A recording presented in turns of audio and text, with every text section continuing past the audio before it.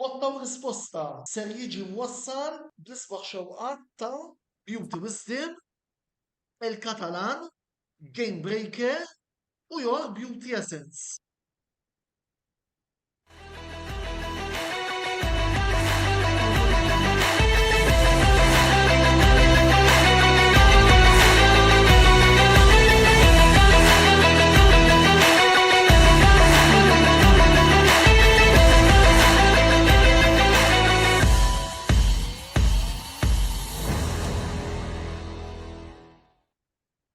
Antonello Bele selmilkom u jagħtikom merħba 46 episodju mis-sensiela Botta u Risposta fejn il-lejla ser nkunu qegħdin bħala tema prinċipali nittrattaw il-partitissima Milan Juventus li ser ikollna nhar il-ħadd li ġej fit-9 bis-serija Taljana.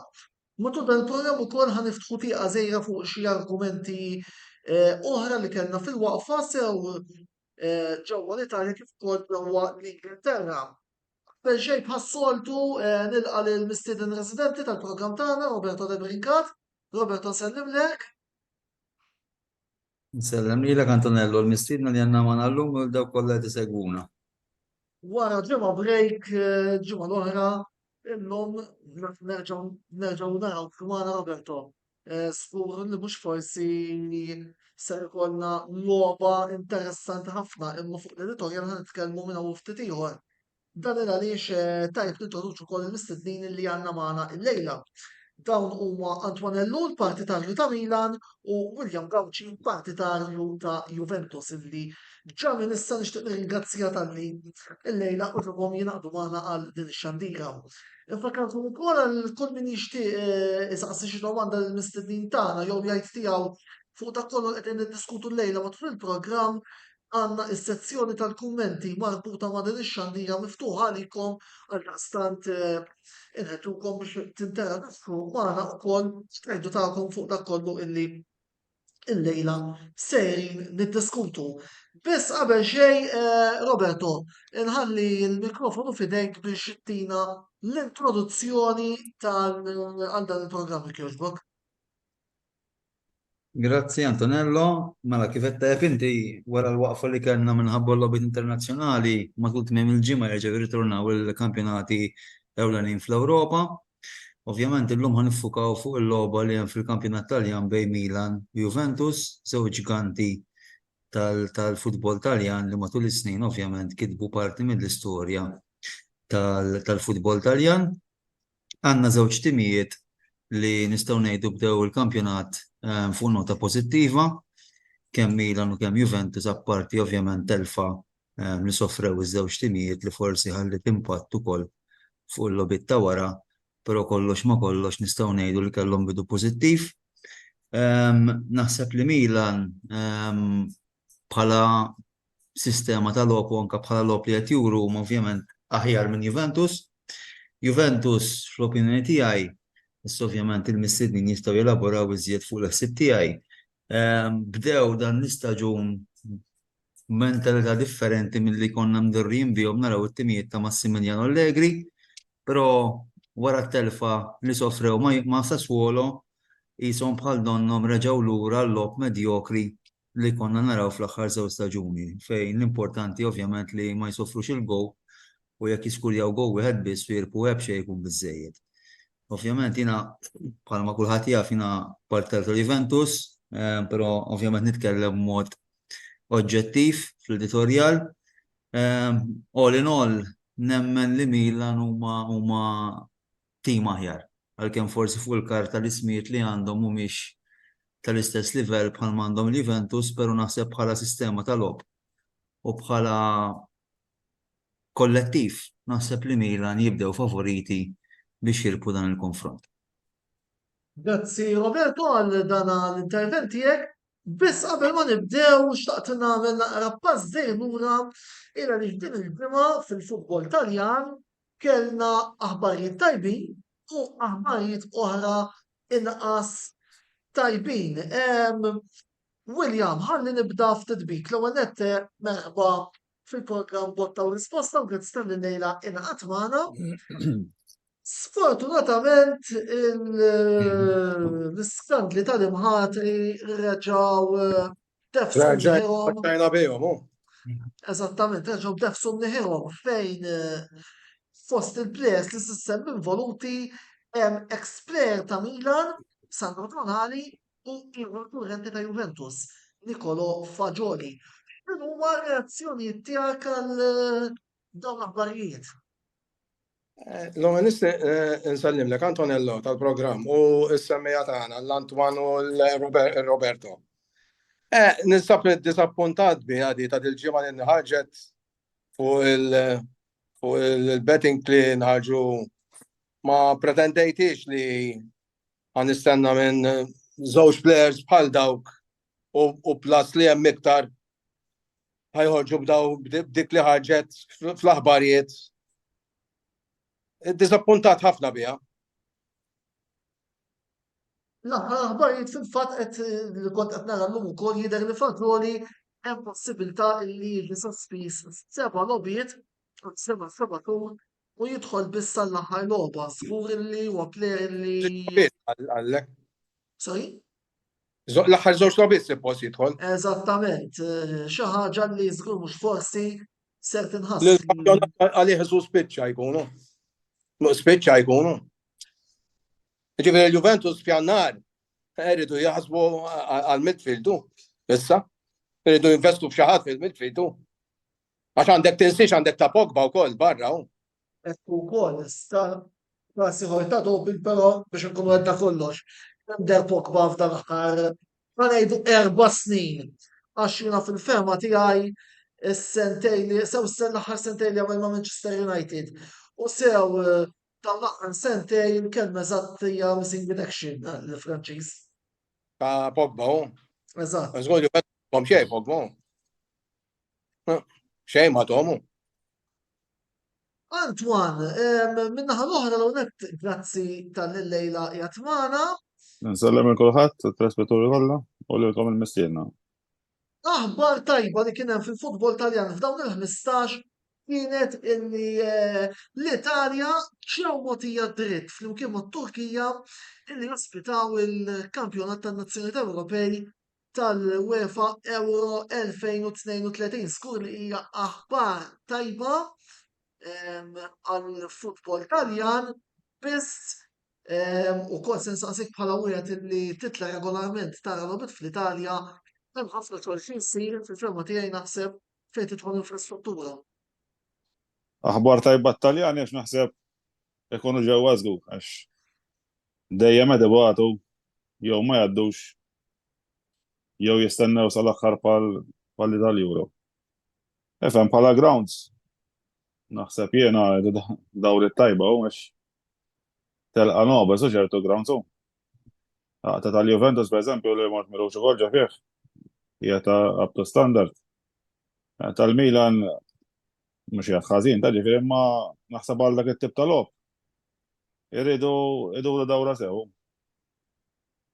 U fil-fema tiegħek kemm taħseb li hija ta' benefiċċju l-fatt li l-Italja minkejja kollox ġiet mogħtija dan id-dritt.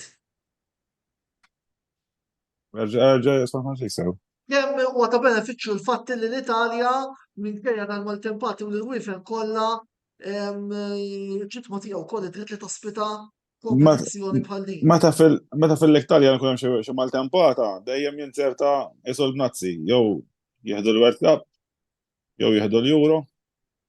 Issa di aħbar tajba wkoll u wara daw il-bawxat li ġew ħarġu din il-ġimgħa li ma tistennihomx. Ma tkunx qed tistennihom dawn l-aħbarijiet. Ġewwa wisq, mela niġu issa għall-logħba l-kbira ta' nhar il-ħadd li ġej. Kif tirreputaw iċ-ċansijiet tat-tim rispettiv tagħkom għal dan il-konfront? Antwan tibda inti għaf il-Milan se jkunu hom u mbagħad ikun jista' jwieġeb William.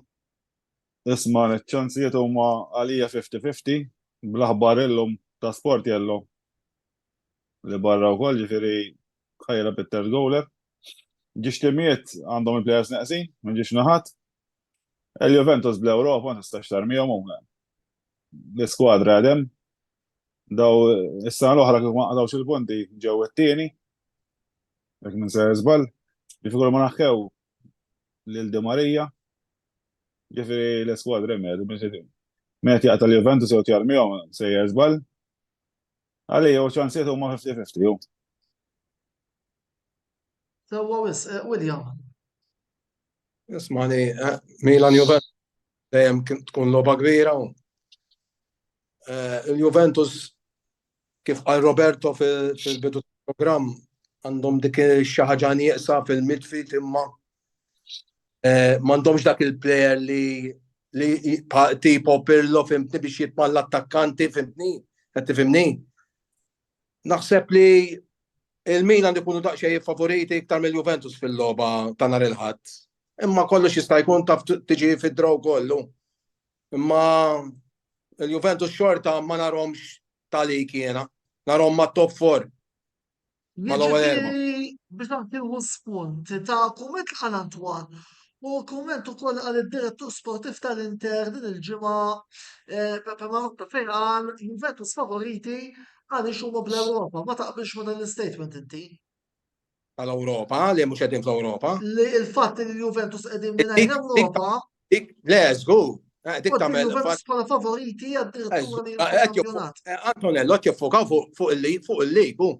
Il-lig u l-Koppa Italja għandhom biss, u mhux bħal Milan. Il-Milan wara li jilagħbu magħna, ħajjilagħbu mal-PSG u mbagħad. Jiġifieri dejjem ikollok favur tagħha dik għat-tim Juventinu. Nifhimha jiena. Sewwa wis, mela, Roberto, ħalli nibdew fl-istuddja tal-lejla li illum kont niftaħ tieqa żejra fuq l-aħbarijiet li kellna mill-Premier League mutu din il-waqfa. Bidejn it-talba ta' Fejkan Jassim li fil-tim ta' Manchester United falliet għad-disappunt tal-ħafna parti ta' Red Devils illi ilhom jaraw kif se jeħilsu mill-aħwa Glazer. X'tikkumment fuq din l-aħbar u x'taħseb li se jkunu il-passi li jmiss fil-klan ta' Manchester United issa?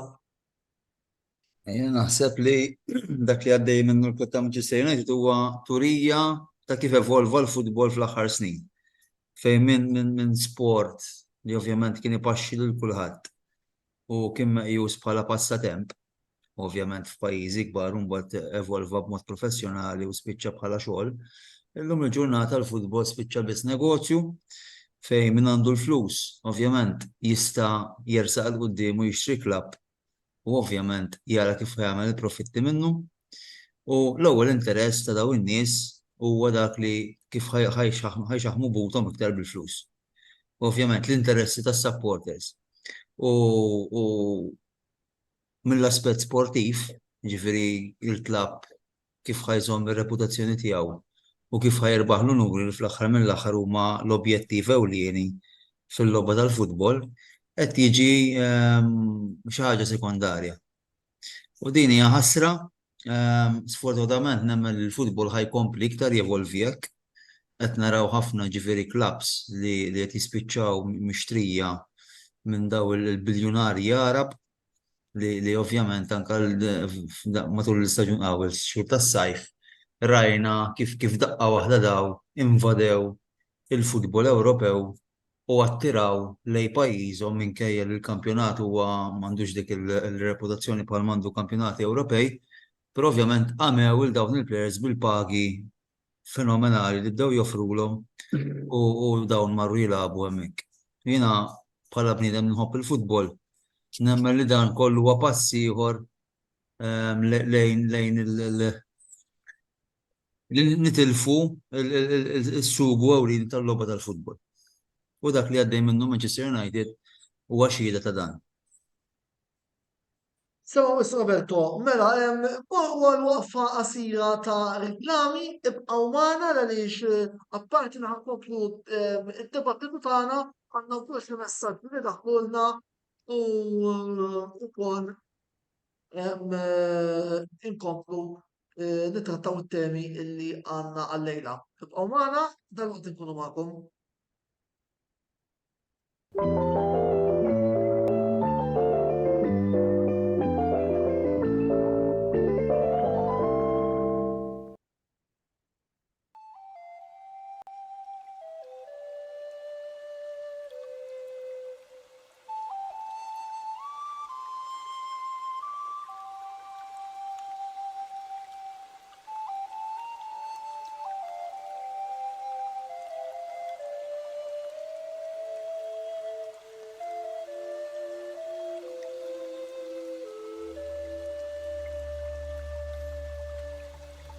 Multiwisdom tal-Fgura għall-aħjar prodotti u servizzi ta' sbuħija.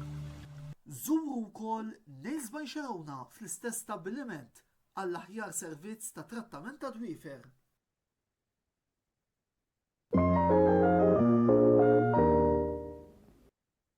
Wasal eluq żmien ommok, missierek, jew xi ħadd minn tal-familja, għandek xi okkażjoni jew xi attività mal-ħbieb u trid issib restorant tajjeb b'ikel ġenwin u prezzijiet qalbu ta' kulħadd? Post wieħed għandek issib El Catalan tax-Xajra fejn issib għażla vasta ta' pizza, pasta, grills u għaġin f'atmosfera b'element familjari. Għal bookings ċempel fuq 21-800-997 jew żur is-sit tagħna għal iżjed informazzjoni. El Catalan, ir-ristorant għalik.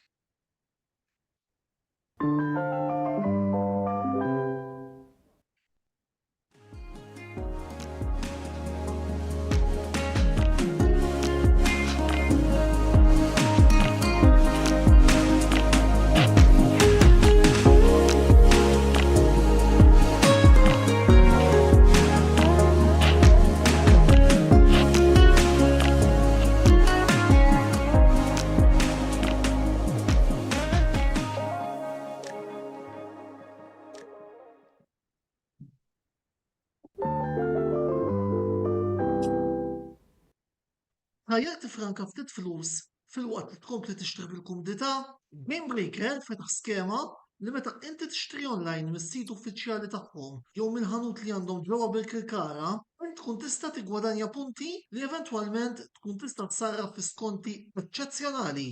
Mela isma' minnha u tibqax taħsibha, tipprofitta minn din l-iskema l-ġdida li qed joffru Game Breaker, żgur li mhux se toħroġ iddiżappuntat. Game Breaker, l-aqwa logħob tal-PlayStation, Xbox u Switch.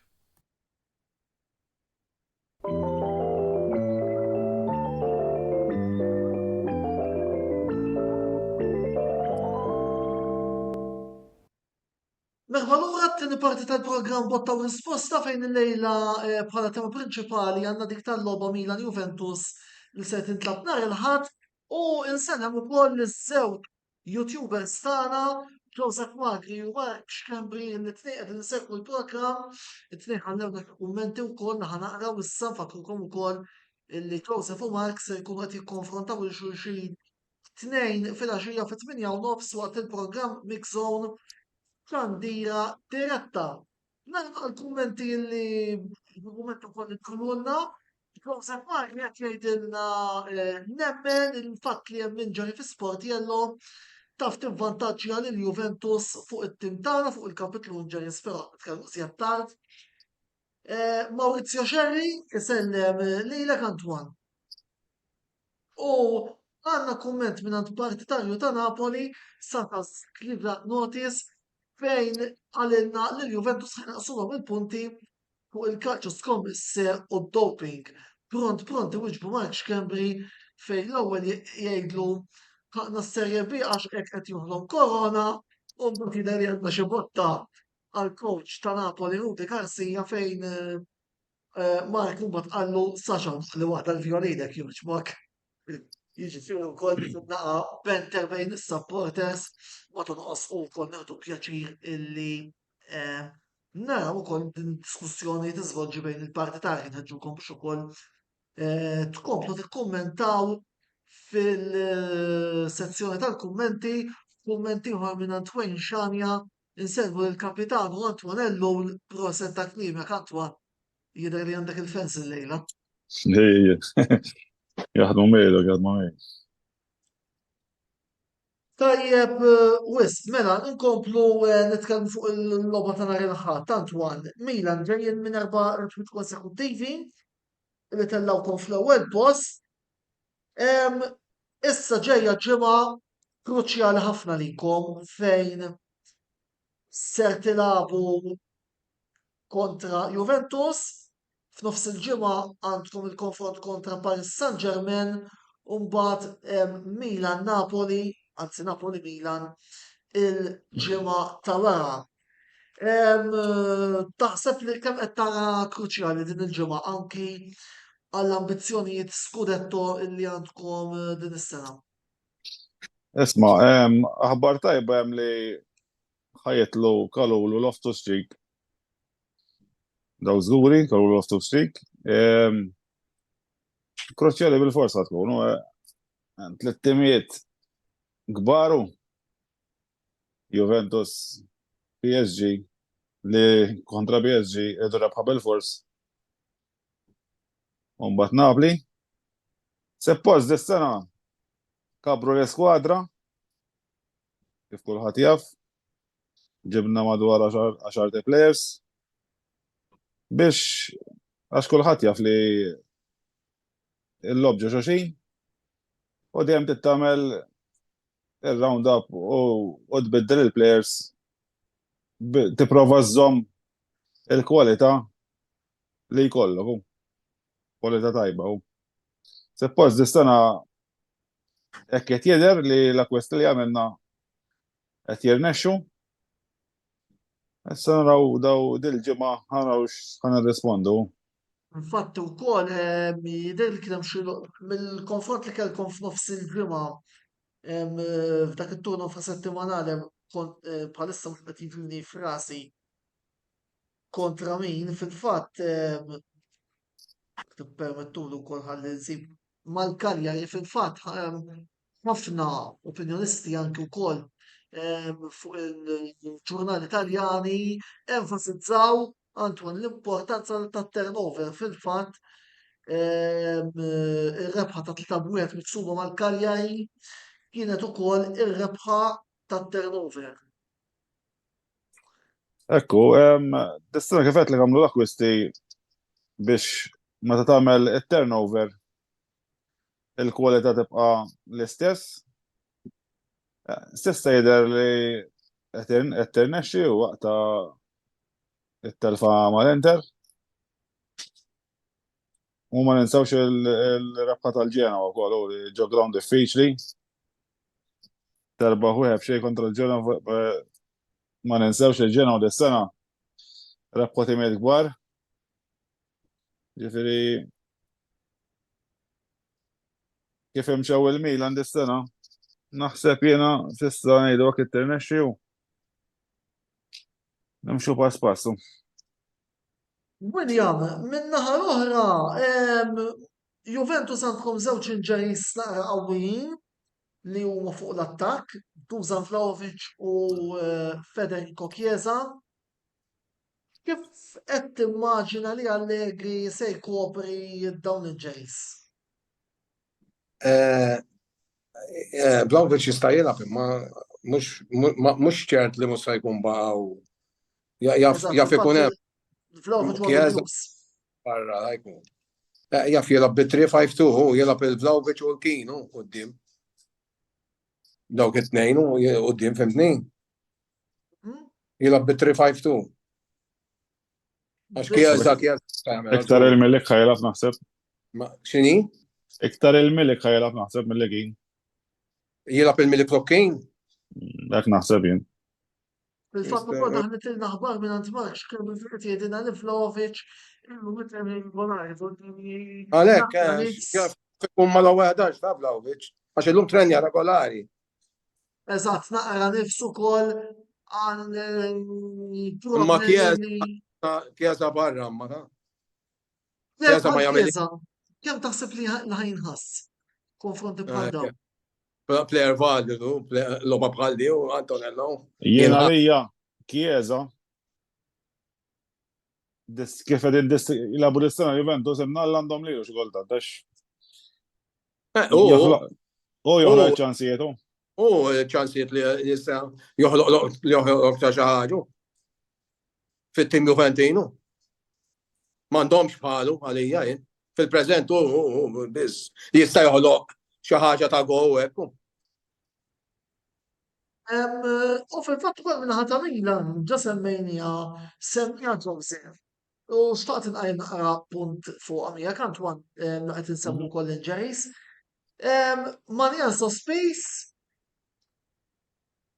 wedda sport jello u il-bowler ta' 40 sena Antonio Mente mistenni jibda din il-logħba Milan li f'dan ħarsente jkun malab dak il-minuta. Il- Hemm Ċukwueze wkoll weġġi man-Nazzjonali, eh? Eżattament, imma ħalli nittakil jew il-kustjoni goal. Ix, Antonello. Tinkwitak xejn? Ovvja, ovvja. U meta sospenda l-Majnan bi Sportiello, kellna rasna mistrija, Sportiello kulħadd jaf gowleru. Għamilna qabża mill-sena oħra u mentu ta' Rosanu, ġifieri qabża kbira minna, ġifieri issa kif issa daqqa ta' ħarta jsow, ġifieri Sportiello u jidħol ġifieri għalija daqqa ta' ħarta. Il-Juventus kif għedna ġidna tajba li għandhom il-Chiesa nieqes u ġdak jipprova lek minn kull imkien. Għandhom il-Danilo.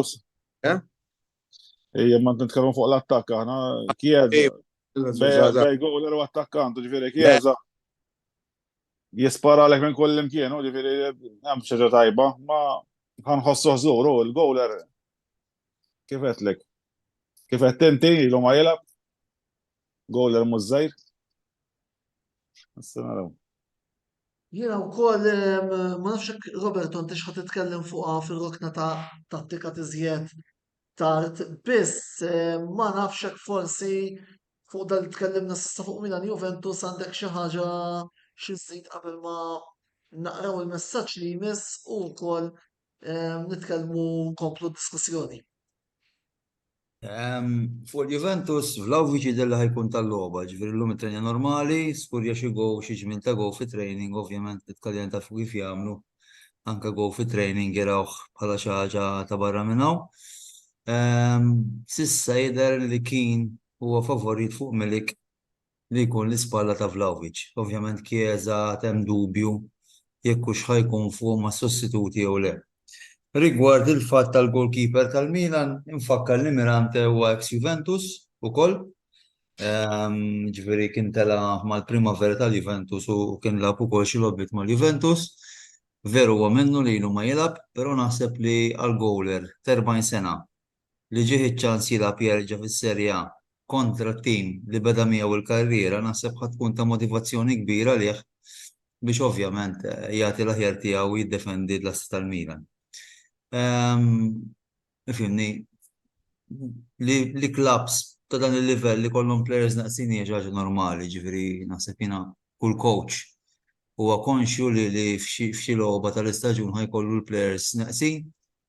Għalhekk ikollhom skwadra kbira, kif semmew tajjeb sħabi, u ovvjament jiena nemmen li mhux li semmi jagħmel il-player, imma ovvjament il-prestazzjoni li jkollu on the day kemm hu personali l-player u kemm bħala tim kollettiv. Jiġifieri għalkemm forsi fuq il-karta l-fatt li Milan ħajlabu bit-tielet goalkeeper qiegħed avvantaġġ għal Juventus, però anke meta fin-1990s il-Milan kienu jħalabu mal-Parma u l-Parma kien weġġalhom buċċi u dak iż-żmien il-coach tal-Parma kien lab tifel ta' 16 sena li ħadd ma kien jaf bih u dan kien spiċċa l-man of the match. Ġifieri dawn l-affarijiet għalkemm taħseb li inti ħajkollok vantaġġ mhux bil-fors jissarraf fir-realtà. U ovvjament nistennew u naraw x'ħajġi nhar il-Ħadd. La, mela, ħadna lura naqra fil-passat hemmhekk Roberto, u għandi kuriżità nsew lil Antwon sew lil William. Memo li mira dik il-Milan Juventus li se tibqgħu tiftakru. Anke forsi attendejtu għaliha. 6-1. Tabieri. Titnejlek tiegħi. Il-go ta' Montari. Vabbek ma naqra kontroversja dak il-go ta' Montari, kos domanda hija min jaf kien xi tkun validat kieku il-VAR kienet testi dak iż-żmien. Jaf kien jaqtala mid-dawla kien għal. Go bil-VAR. Fimni fuq id-dawla Antwan, ma tikx parti titkellem fuq id-dawla ma nansib min jieħdu ħura l-Milan mal-Sirja. Antonello, mhux biex noħloq polemika sewwa, però biex ngħidu kollox. Kien hemm żmien fejn Baresi jolli jdeħek il-plejer ikun għadu waraħ u referiti offside. Jiġifieri biex ngħidu kollox, right? biex nkunu ferma kulħadd. Il-gol ta' Mhux hekk. Montali kieku għaw il-var illum veru ma konniex il-pulli il-Juventus dakinhar, però biex ngħidu kollox u kollu. Jiġifieri Importanti għansin ngħidu kollox. Mela, fil-fatt Antonello, qudiem jekk jibnu l-ground ġdid il-mina tikkunsidraw li għamlu statwa ta' Baresi hija hekk. Nagħmlu elu ta' ħaqqu. bla dubju, fil-fatt ukoll dawk kienu żewġ affarijiet li ġew ħerġin ukoll waqt il-waqfa fl-aħħar jidher li l-proġetti tal-grounds qegħdin jiżviluppaw il-Milan jidherni li korreġi Inxtrat l-art ġa tal-Milan. inxtrat l-art fiż-żona ta' San Donato Milanese fil-waqt li l-Inter qegħdin jaħsbu ferja viċin Rozzano ftit il-bot minn fejn jilagħbu il-basketball it-tim ta' Milan. Mela messaġġi ieħor minn Brady Buġejja li wkoll nixtieq insellem u nirringrazzja tal-għajnuna Sirja illi qed jagħti minn wara l-kwinti mill-istaġun l-oħrajn Juventus introduċew diversi żgħażagħ. Taħseb li jistgħu jkunu parti sew mill-iskwadra tal-futur, William? Ħanibdew biċċa. Kif? Mela, Brejda qed jgħidilna mill-istaġun l-oħrajn il-Juventus introduċew diversi żgħażagħ. Taħseb li jistgħu jkunu parti sew mill-iskwadra fil-futur? Iva, ta' naqbel ma' Brejdi fuq għadi. Qed jipprodu żgħażagħ veru. Iva, dil-ġimgħa ħadna aħbar ta' żagħżugħ fuq li ġaraw. M'għandek nippretendi iktar minn Meretti jiena bħala żagħżugħ. Għadu ma tax logħba lill-Juventus. U dejjem qed itieħ iċ-ċans Allegri. Dejjem qed itieħ għandek il-Gatti għadu żgħiru, għandek il-Kambjasso għadu żgħir, għandek il-faxxa l-oħra weha għadu żgħir. Qed jipproduċu żgħażagħ il-Juventus. Għajjem punt. Kemmu importanti li ikollok dat-tim ta' taħt 23 sena li jkun qiegħed ikkumpeti fis-serje C bħal m'għandhom il-Juventus, l-Inter jidher li jagħmlu talba wkoll. William. Sorry? Mela, kemm importanti li jkollok tim ta' taħt 23 sena bħal m'għandhom Juventus bħalissa qed jilgħab is-serje C. L-Inter għamlu talba wkoll hemm xi timijiet oħra jidher li Anka l-Milan. il-Milan ukoll. Milan ukoll. Kemm taraf ta' benefiċċju li anki ċertu żgħażagħ jiġu introdotti bil-mod anke l-futbol kompetittiv. Mela, jiena li hija naqbel magħha diku li tipproġedi tiż-żgħażagħ hekk fit-tim. Tibdihom titrawhom mill-età żgħira bħalma qegħdin jagħmlu l-Juventus naqbel magħha ħafna is-sistema tagħha. Sewwa wis, mela, Roberto, immorru lura għall-kampjonat Ingliż, it-tieni parti tal-intervent ta' Brady ser naqraw ukoll fit-tliet parti tal-programm.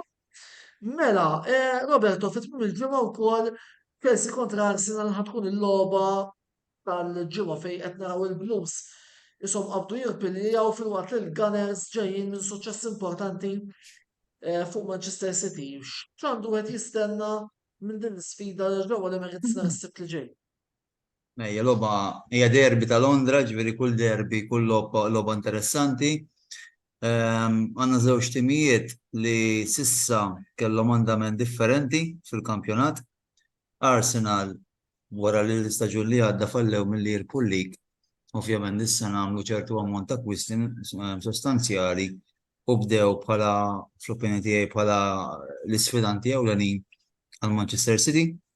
Min-naħa l-oħra Chelsea wara t-taħwit kollu li kellhom fl-istaġun li għadda din is-sena ħatru coach suppost li kellu jerġa' jġib kollox lura n-normal, għamlu bosta akwisti wkoll, però bdew il-kampjonat ħażin. Però Pochettino wara li għall-inqas ara s-sitwazzjoni abbanduna l-pjan inizjali tiegħu li jilgħab bid-difiża bi-tlieta u qaleb għal 43. Minn hemmhekk jidher l-affarijiet jitranġaw, jidher li Chelsea irpiljaw bil-mod, jien qed nistenna logħba li tkun logħba bilanċjata, ma nażżardax impoġġi xi tim favorit, għax ovvjament derbi hija dejjem logħba miftuħa, però nistenna li tkun logħba interessanti, logħba li tkun bilanċjata u ovvjament logħba li tatina futbol tajjeb. Grazzi Roberto, morru għattini waqfa ta' reklami b'qaw magħna li id-dibattitu ikompli minnu 3 minuti oħra. Narawkom dal-waqt.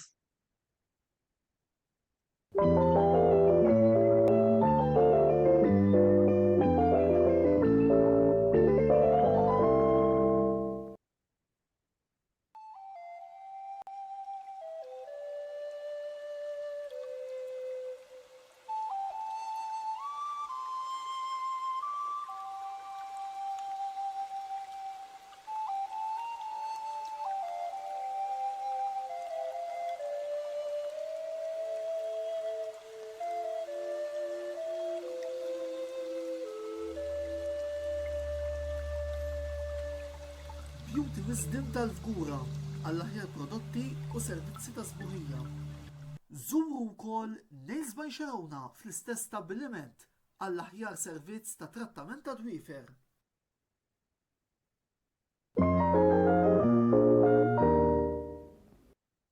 Wasal eluq żmien ommok, missierek, jew xi ħadd minn tal-familja, għandek xi okkażjoni jew xi attività mal-ħbieb u trid issib restorant tajjeb b'ikel ġenwin u prezzijiet qalbu ta' kulħadd?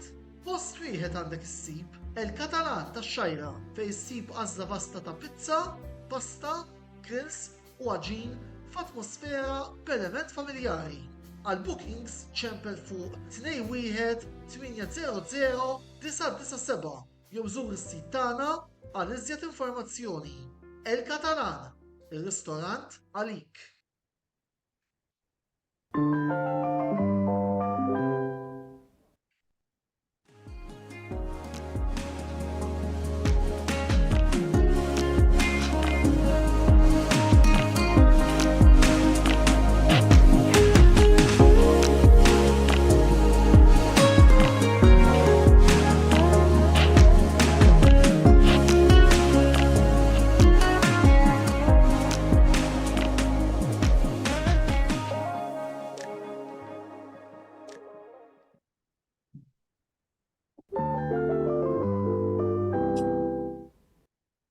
Ħajja tifranka ftit flus fil-waqt li tkompli tixtri bil-kumdità, Game Breaker fetaħ skema li meta inti tixtri online mis-sit uffiċjali tagħhom jew mill-ħanut li għandhom ġewwa bil-Kirkara, tkun tista' tigwadanja punti li eventwalment tkun tista' tsarraf fi skonti eċċezzjonali.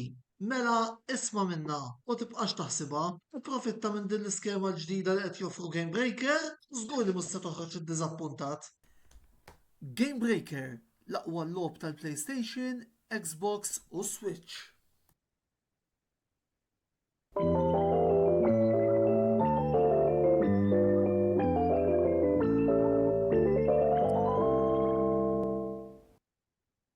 Merħba lura t-tielet parti tal-programm Botta u Risposta fejn flimkien miegħi Antonello Abela mal-mistieden residenti Roberto De Brincato ma' żewġ mistednin li għandna llejla, Antonello partitarju ta' Milan u William Gawtri partitarju ta' Juventus, qegħdin niddiskutu Milan Juventus appuntu l-logħba li ħajkollna nhar il-ħadd filgħaxija fid-9:40. Qabel ma nkomplu l-programm għandna wkoll l-aħħar parti tal-messaġġ ta' Brady Buġejja x'naqrawkom ukoll immorru għal punt tattiku illi bħas-soltu Roberto De Brincat ser ikun qiegħed jagħtina rigward din il-logħba. Żewġ coaches, żewġ skemi differenti, l-istakkett tal-bidu u mbagħad Roberto jkun jista' jidħol jintroduċu wkoll il-punt tattiku ta' din il-logħba.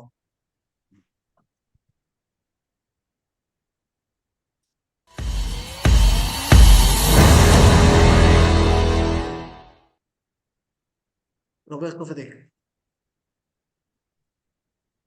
Mela, kif qed tajjeb inti Antonello, qed nitkellmu fuq il-logħba bejn Milan u Juventus,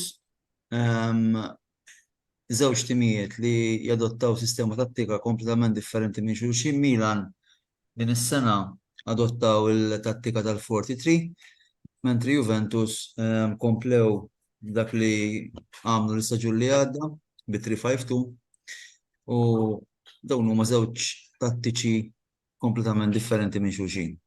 Normalment tim li jilab kontra tim ieħor li jilab bil-3-5-2 jippreferi jilab bil-43 biex kemm jista' jkun it-tliet difensuri ikunu one-on-one ma' tliet attakkanti rispettivi.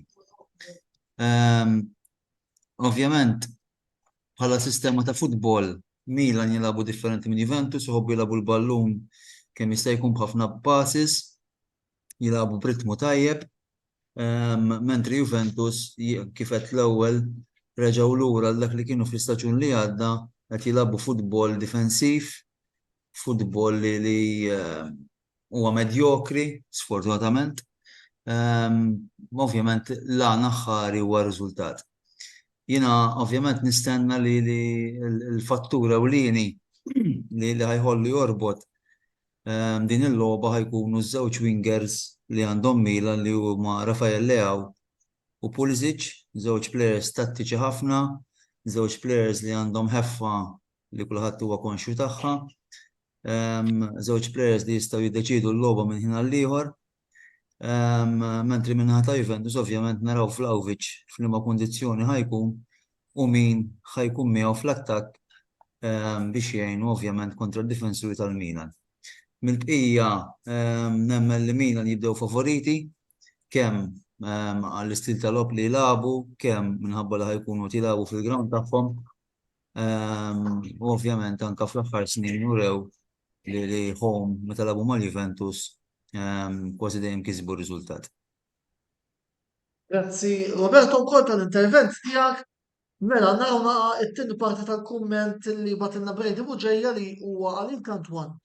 F'Jannar, taħseb li ħajkun hemm ċaqliq fis-suq ta' trasferimenti, speċjalment fuq l-attakk wara l-falliment tal-akkwist ta' Remi. Marjan Gowler tajjeb ħafna imma jbagħti daqsxejn mill-injuries. Antwan. Efhem li ħajkun hemm żgur f'Jannar is-sostitut ta' Teo. Qegħdin għandek tar-Real Betis palissa mhux jiġini ismu. Il-left back hemm sostitut ta' Teo li inqasna li fis-sajf ma ġibniex is-sostitut tiegħu. Dwar ta' Remi naħseb iktar kienet maħruġa mill-ġurnalisti, ma kien hemmx daqs kemm għalu l-ġurnalisti fuq ta' Remi. Infatti anke tkellem l-aġent tiegħu qatt ma ġie kkuntattjat u qal li l-Milan kellmu aġent ieħor, ġifieri m'għandux jaqsam ma' ta' Remi, ġifieri di ma neżlitlix jien. Fatt fuq ta' Remi jidher li l-Inter jinsabu favoriti issa. Issa kemm jiġi waqfhom kollu 31. Kollu sew nofsu ġotrab. Il-Milan Ma tantx nistgħu ngħidu hekk fl-Italja meta tqis il-plejers bħal Ġiru tal-Milan stess li għandu. Le, dwar Ġiru naħseb issa nistgħu ngħidulu grazzi ta' kollox. Naħseb wasal iż-żmien li jiċċaqlaqu.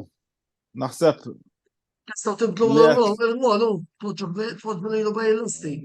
dina wkoll. Naħseb il-priorità tal-Milan huwa Jonathan David. Naħseb qed jafsu fuqu. Jista' jkun possibilità li f'Jannar jagħmlu tentattiv ukoll għalih. Da fadallok misters bħal sena kontratt. It-talba kienet ta' 60 miljun.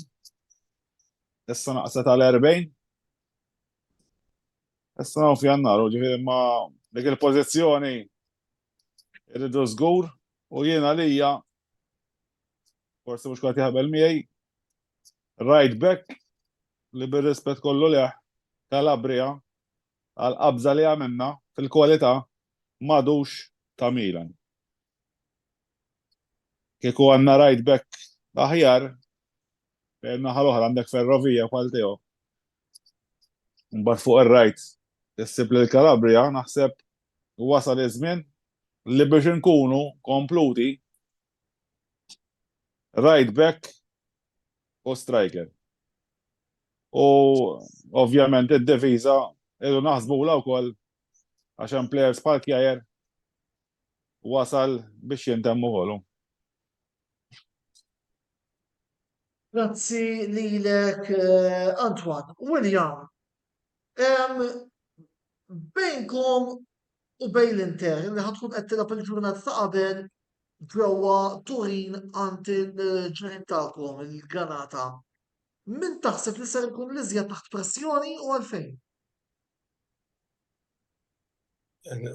L-Inter ħajkunu away u ma' Torino.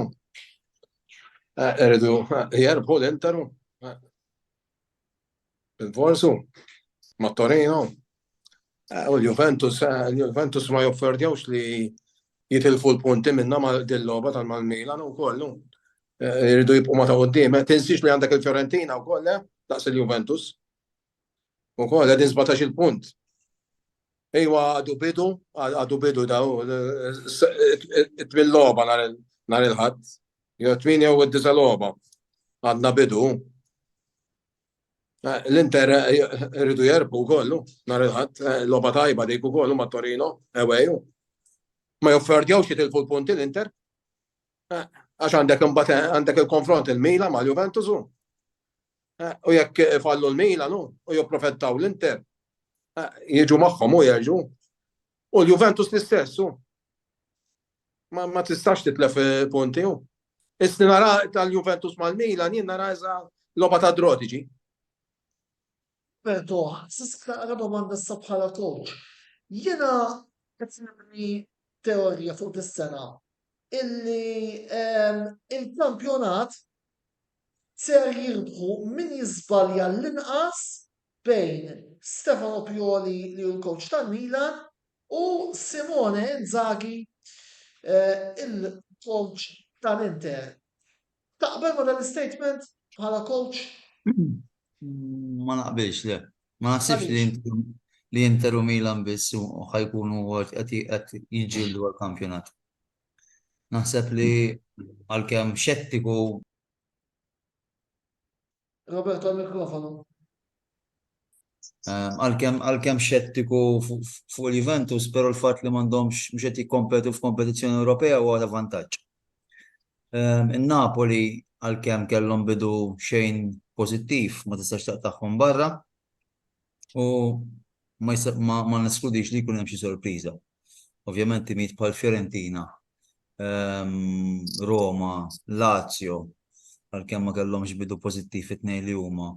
Xorta waħda jistgħu jagħtu sfida, ovvjament in the long run naħseb Milan, Inter, Juventus u Napoli huma l-aħjar 4 timijiet li hemm fil-kampjonat u naħseb il-kampjonat ħajkun miġġieled bejnietom.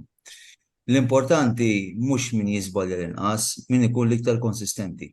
Dik ħadd tagħmel id-differenza kollha. Ġifieri t-tim jrid jirbaħ il-kampjonat, jrid ikun l-iktar tim konsistenti, ovvjament il-konsistenza tissarraf ukoll billi tagħmel inqas żbalji u ovvjament min ħajkun konsistenti ħajspiċċa r-rebieħ tal-kampjonat. Tamam wis.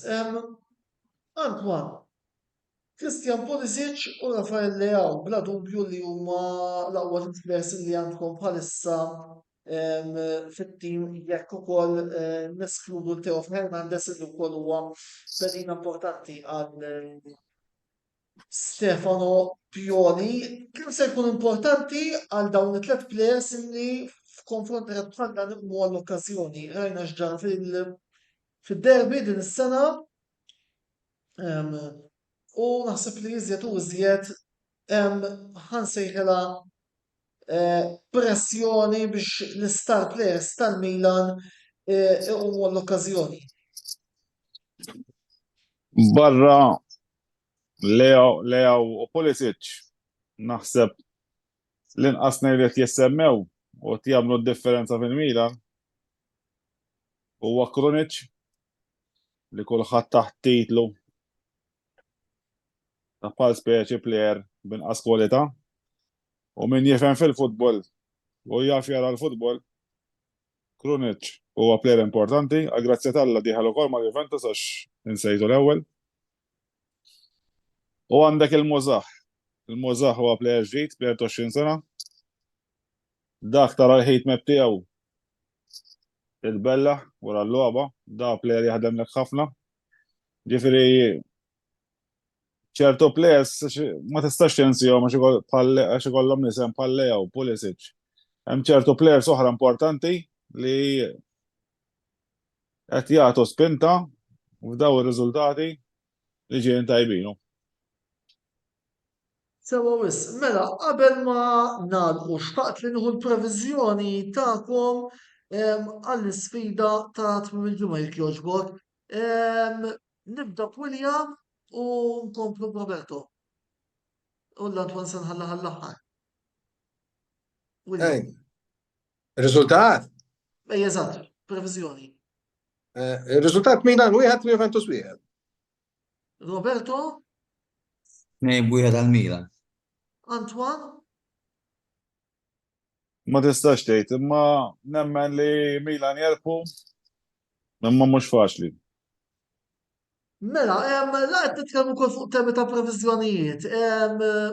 Antwan, naf li inti wkoll issegwu ħafna l-futbol lokali, partitarju kbir ta' Hibernians, ukoll Hibernians li din il-ġimgħa għandhom logħba kemm xejn krepattiva kontra Balzan.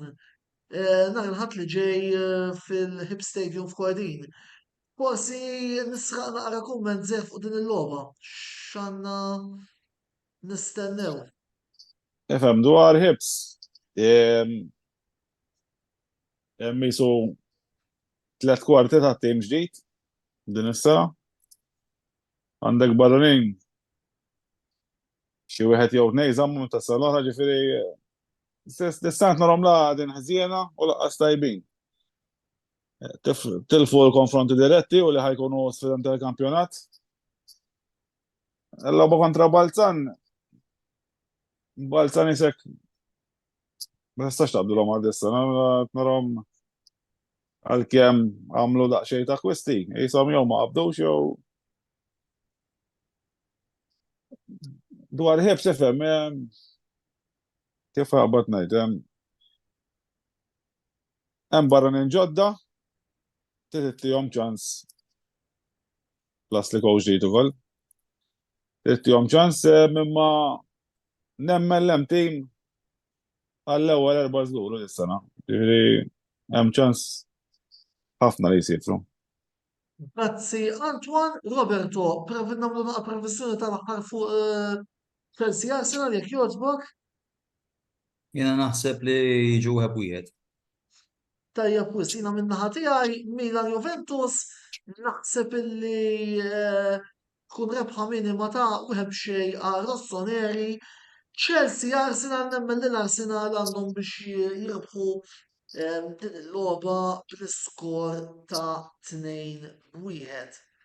Grazzi lill-mistednin tagħna tal-lejla Roberto, Antwan u William. Grazzi kbira wkoll tmur lill-sponsors tagħna li huma Beauty Wisdom, El Catalan Game Breaker u Your Beauty Essence. Inħeġġixkom biex ukoll tużaw is-servizzi ta' daw il-prodotti u ta' daw il-ħwienet għaliex indirettament ukoll tkunu qed intgħinu lill-Kamra Sportiva tkompli tikber u twassal kontenuti ta' level għoli. Infakkarkom ukoll li dan il-programm minn hawn u ftit ieħor ser ikun qiegħed disponibbli fuq il-YouTube channel tagħna daqstant tinżewx titlu hemm u tafsu dik is-subscribe ħalli ma tkunu qed titilfu xejn mill-kontenut kollu illi aħna noħorġu tista' tgħid ta' kuljum. Botta u risposta issa jirritorna fil-bidu ta' Novembru, preċiżament fil-16 ta' Novembru li issa wkoll jerġgħu jibdew il-kompetizzjoni Ewropej, għaldaqstant ukoll nagħtu naqra spazju l-programm Mix Zone biex ikun jista' flimkien mal-YouTubers kollha tagħna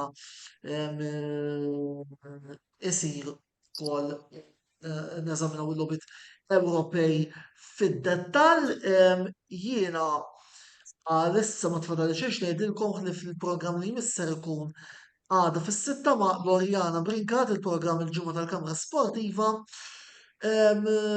li supposta rawni s-sebt għal ħabta tad-disa l-programm ta' wara l Torino Inter u sakemm nerġgħu niltaqgħu jiena Antonello Bela ma tfadali xejn ngħidilkom ħlief grazzi tal-li kontu magħna llejla u l-lejl it-tajjeb. Vota u risposta jirritorna fis-16 ta' Novembru. Saħħit.